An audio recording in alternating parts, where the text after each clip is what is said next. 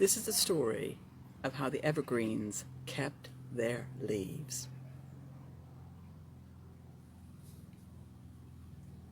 Autumn was coming. There was a chill in the air, a nip here, a pinch there. The days were shortening as the nights were lengthening, like the unraveling of thread. In the forest, a sticky dampness clung to the leaves and the branches of the trees. The leaves were blending into a rich array of golds, silvers, crimsons, and oranges. And down on the forest floor, the animals were getting ready for the approach of winter. In the undergrowth, there were the squirrels, the rabbits, and the shrews scrabbling around, looking for juicy worms, berries, nuts, and roots to eat, but gobbling up quickly because in the undergrowth there lurked the great unseen, the foxes, the weasels, the stoats. For they too were foraging in the undergrowth, but their prey were the rabbits, squirrels, and shrews. Up in the branches of the trees above, where the birds had frolicked and made their nests during the spring and summer, well, with that nip of autumn in the air, they began to feel the pull within them to fly south to warmth and sunshine. And one by one, the flocks left the forest, forming a V as they flew through the canopy of the trees, up to the clouds, up into the sky, and were gone.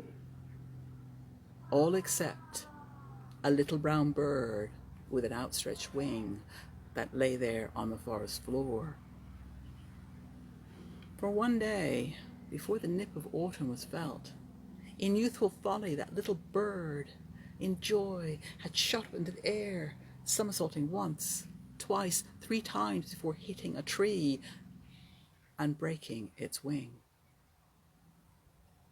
It now lay on the forest floor, not able to fly.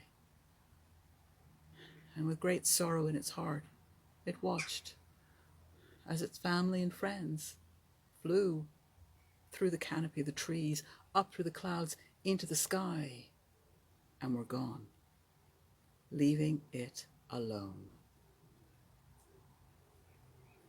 It felt so alone and sad, but it was also aware that within the undergrowth there was the great unseen, the foxes, stoats, and weasels. And it knew that it was only a matter of time before it would become their prey. So the little bird, with hope in its heart, looked to the trees which had been its home during the spring and the summer. It looked to the trees to make its home during the winter, to be safe and warm.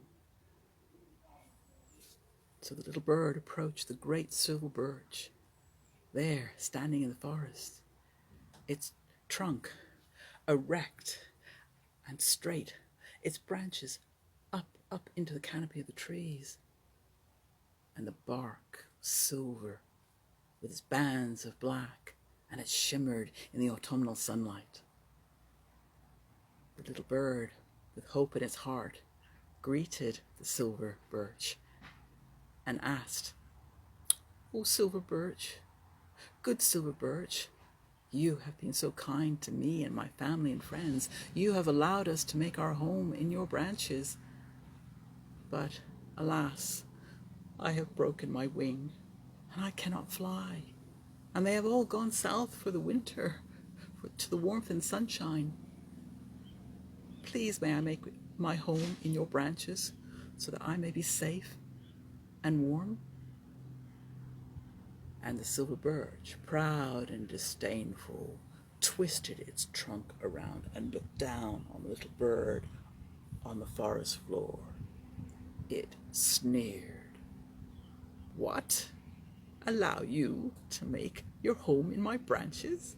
Little bird, I have only tolerated you, your family and friends, during the spring and summer. Now that winter comes, I must look after myself. Go Go to the oak and ask it. And it twisted around and once more raised its branches through the canopy of trees of the forest. Well, the little bird did as the silver birch had told it to. It hopped over, dragging that wing to the great oak, the king of the forest, that stood there rooted into the earth, its great girth of a trunk, solid, thick, its branches reaching up into the canopy of trees like fingers. The little bird greeted it and made the same plea as it had made to the silver birch. When it finished, the oak groaned and it creaked as it twisted its great thick trunk around to look down at the little bird laying there on the forest floor. "No," it boomed. "No, you may not make your home in my branches. I am looking after my acorns. These are to be my children, for they will grow into oak trees that will follow me. And how do I know that you will not eat them all up? Go to the willow on the riverbank and ask it." And with that, it twisted, groaning and creaking its great trunk, and once more lifted its branches like fingers into the canopy of the trees of the forest.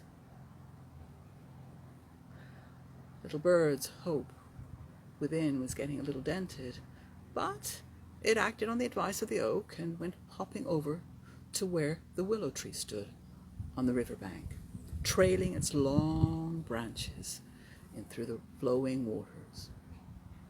It greeted the willow and made the same plea as it had done to the oak and the silver birch. And when it finished, the willow sighed and lifted up its branches from out of the river water. They were all dripping, and it shook itself and it drenched the little bird. And then said, "I do not know you, little bird. I do not like strangers much. And besides, I am so sad. I need to be by myself this winter. No, you cannot make your home in my branches." And with that, it drooped its branches once more into the flowing river waters. The little bird, laying there on the forest floor, did not know what to do, did not know who it could turn to for any more help. It felt all that hope within it ebb away. It became very much aware of the danger lurking there in the undergrowth of the great unseen. It could almost feel the breath ruffling its feathers of the fox, the stoats, and the weasels almost upon it. And with great sadness and despair, it lowered its head and covered it with its good wing, crying out, "Who will help me now, please?" The great spruce tree that also shared the forest with the oak, the willow, and the silver birch, it had seen their unkindness to the little bird. It had heard their unkind words, and it moved her heart. She called out with soft and melodious voice to the little bird, "Little bird, little bird, you are not alone. I can give you a home in my branches. I will keep you safe and warm during the winter."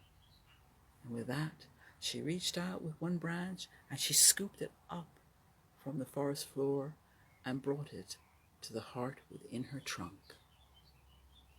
Behind it, the great pine tree flexed its great branches and said, "Little bird, spruce tree, I will look after you both.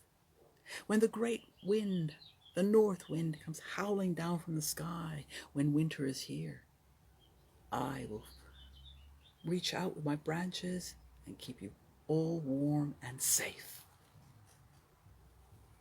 And next to the spruce and the pine was the juniper tree, short, squat, and giggly.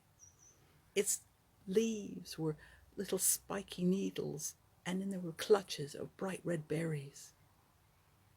And the juniper tree said to the little bird, and the spruce and the pine, I have seen what the other three have done, the oak and the willow and the silver birch, and that was so unkind.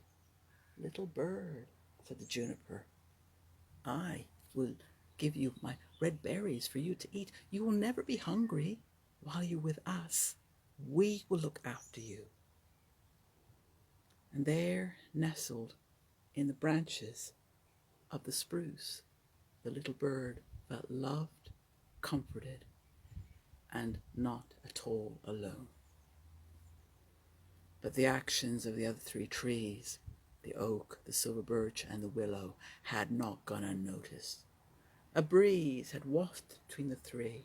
It had heard their unkind words, and in great fury it had shot up into the sky to the great home of the north wind, and had released all those words into its ear. That night, the great north wind swept down from the sky. There was an almighty storm. It whipped its way through the oak, the silver birch, and the willows, and stripped them bare of all their leaves. But to the pine, spruce, and juniper, it wafted gently between the three, and it murmured, because of your kindness, because of your love for the little bird, you three will remain forever green.